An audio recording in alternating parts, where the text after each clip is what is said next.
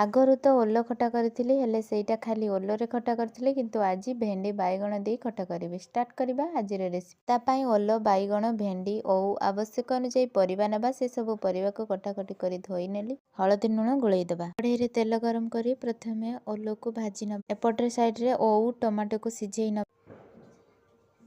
ବାଇଗଣକୁ ଟିକେ ଭାଜି ନେବା।